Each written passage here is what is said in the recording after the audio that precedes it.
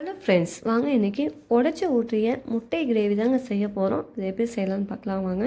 இது பார்த்திங்கன்னா சுட சுட சாதத்துக்கு, இட்லிக்கு, தோசைக்கு, சப்பாத்திக்கு எல்லாத்துக்குமே சைடிஷாக தொட்டு சாப்பிடும்போது ரொம்பவே டேஸ்ட்டாக இருக்கும். வாங்க இது எப்படி செய்யலான்னு பார்த்துடலாம். நான் அதுக்கு கடாயில் ஒரு 2 ஸ்பூன் அளவுக்கு எண்ணெய் ஊற்றிருக்கேன். இது கூடயே ஒரு பிரிஞ்சலை, ஒரு 1/4 டீஸ்பூன் சோம்பு பொரிய விட்டுட்டு, ஒரு கொத்து கருவேப்பிலை பொரிய விட்டுட்டு, ஒரு 2 பெரிய வெங்காயம் பொடியாக கட் பண்ணி வச்சுருக்கிறேன், அதையே ஆட் பண்ணிக்கலாம். இதை நல்லா வதக்கி கொடுத்துருங்க. நல்லா வதங்கி வந்துடணும்.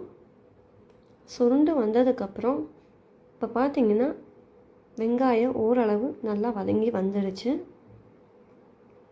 இந்த ஸ்டேஜில் இது கூட ஒரு 2 பச்சை மிளகாய் கீறி போட்டிருக்கேன். உங்களுக்கு எவ்வளோ காரம் வேணுமோ அதுக்கேற்ப சேர்த்துக்கலாம். இது கூடயே 1/2 டீஸ்பூன் இஞ்சி பூண்டு பேஸ்ட் சேர்த்துருக்கேன். நல்லா கலந்து கொடுத்துக்குங்க. இதையும் நல்லா கலந்து கொடுத்ததுக்கப்புறம் ஒரு 3 தக்காளி, மீடியம் சைஸ் தக்காளி மிக்ஸி ஜாரில் போட்டு நைஸாக அரைச்சி வச்சுருக்கிறேன், அதையும் சேர்த்துக்கலாம்.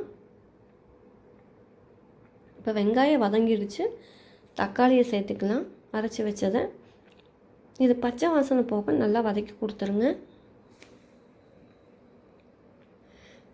நல்ல எண்ணெய் பிரிஞ்சு வந்துடணும். கொதி இப்போ பார்த்திங்கன்னா நல்லா கொதி வந்துடுச்சு. நல்லா எண்ணெய் பிரிஞ்சு வந்துடும் பாருங்கள். நல்லா எண்ணெய் பிரிஞ்சு வந்துடுச்சு. இப்போ இந்த ஸ்டேஜில் 1/4 டீஸ்பூன் மஞ்சள்தூள், 2 ஸ்பூன் அளவுக்கு மிளகாய் தூள் சேர்த்துருக்கேன். உங்களுக்கு எவ்வளோ காரம் வேணுமோ அதுக்கு தகுந்த மாதிரி சேர்த்துக்கலாம். 1 ஸ்பூன் மல்லித்தூள், 1/4 டீஸ்பூன் ஜீரகத்தூள், 1/4 டீஸ்பூனுக்கு கம்மியாக சேர்த்துருக்கிறேன் கரம் மசாலா தூள், தேவையான அளவு சால்ட்டு. இதை நல்லா கலந்து கொடுத்துருங்க பச்சை வாசனை போக. இது கூடயே பார்த்திங்கன்னா ஒரு 2 டம்ளர் அளவுக்கு தண்ணி, சுடுதண்ணி வச்சுருக்கேன். அது 1 கப் அளவு, அதையும் சேர்த்துக்கலாம். இது பார்த்திங்கன்னா நல்லா வதங்கிடுச்சு. இப்போ தண்ணியை சேர்த்துக்கலாம்.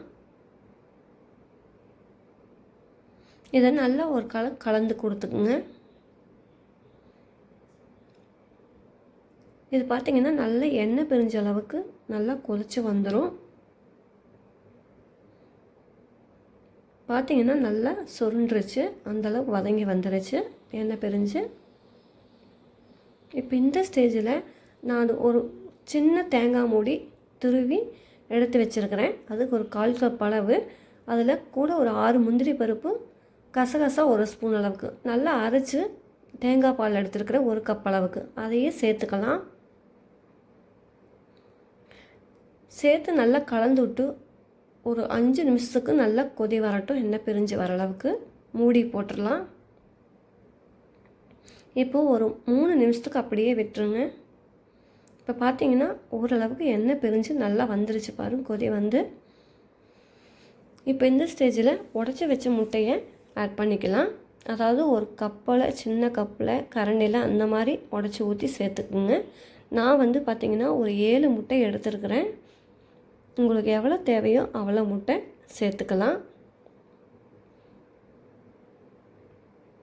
இப்போ பார்த்திங்கன்னா முட்டை உடச்சி ஊற்றின முட்டை மேலே கொஞ்சமாக பெப்பர் தூள் நான் சேர்த்துருக்கிறேன். உங்களுக்கு தேவைன்னா சேர்த்துக்கலாம், இல்லைன்னா ஸ்கிப் பண்ணிக்கலாம். ஏன்னா காரம் அதிகமாக இருக்கும், அதனால் அது பார்த்துட்டு சேர்த்துக்குங்க. இப்போ பார்த்திங்கன்னா ஒரு 5 நிமிஷத்துக்கு மூடி போட்டுருங்க. முட்டை நல்லா சாஃப்டாக வெந்து வந்துடும்.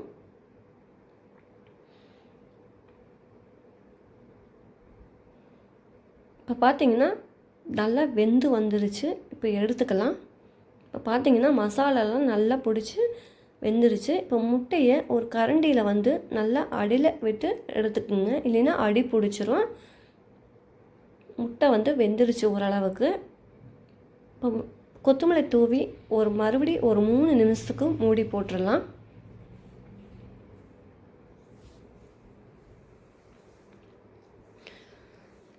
மூடி போட்டு ஒரு 2 நிமிஷம் விட்டுட்டிங்கன்னா நல்லா சாஃப்டாக வெந்து வந்துருச்சு பாருங்கள், எண்ணெய் பிரிஞ்சு.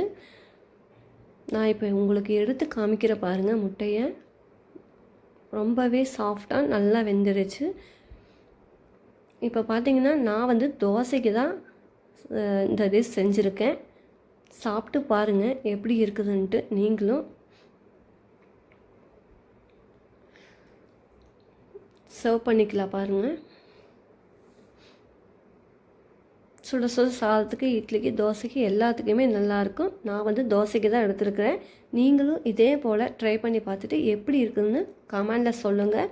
பிடிச்சிருந்தால் லைக் பண்ணுங்கள், ஷேர் பண்ணுங்கள். மறக்காமல் நிறைசுவல் சேனலையும் சப்ஸ்கிரைப் பண்ணி வச்சுக்கோங்க. See you all.